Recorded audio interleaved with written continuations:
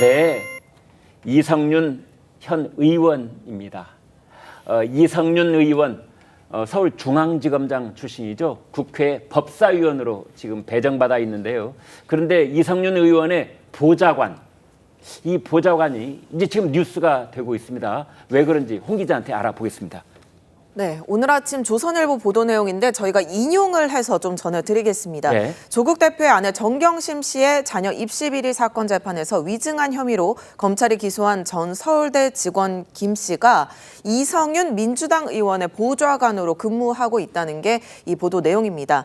이 김 씨는 조 대표의 딸 조민 씨가 고교 시절 인턴십을 했다고 주장하는 2009년 당시에 서울대 공익인권법센터 사무국장으로 근무한 인물인데요. 공익인권법센터 조국 대표가 서울대 교수 시절 센터장을 지낸 곳이기도 하죠. 이 김 씨는 2020년 정경심 씨 1심 재판의 증인으로 나와서 2009년 서울대 세미나에 조민이 참석한 걸 봤다고 증언을 했습니다.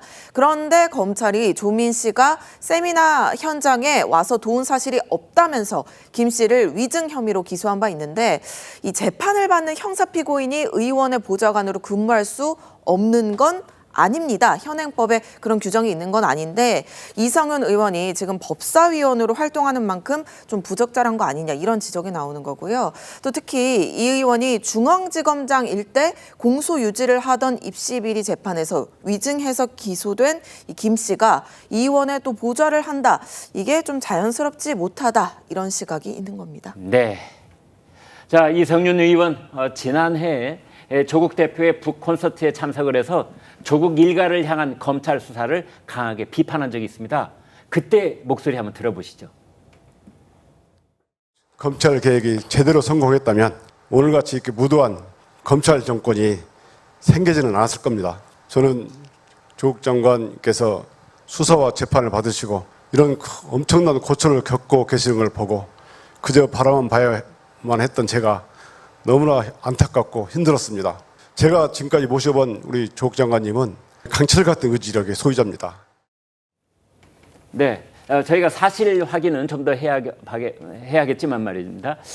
이제 이런 말을 했던 이성윤 의원이 조민 입시비리 위증 혐의를 받고 있는 인물을 보좌관을 뽑았다. 자, 이것이 이제 어떻게 부적절할 수 있는지 그 점을 한번 여쭤보겠습니다. 신 의원님.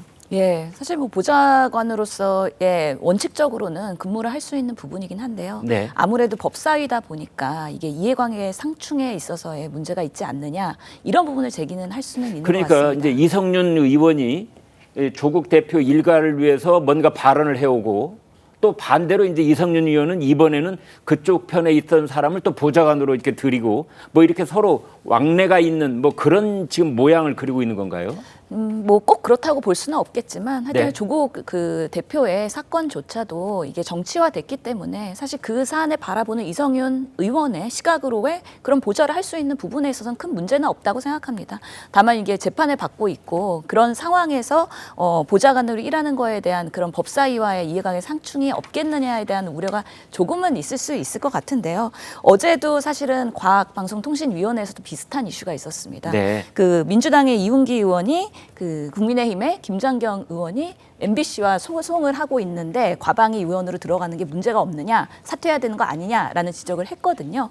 이렇게 그 상임위에 있어서의 업무 영역과 그 당사자들 또는 보좌진들이 이해관계 상충이 있을 때 이 업무성에 있어서의 일부의 그런 운용의 미가 필요한 부분은 사실은 국회 내에서는 반복적으로 고민해야 되는 문제이기도 합니다. 네.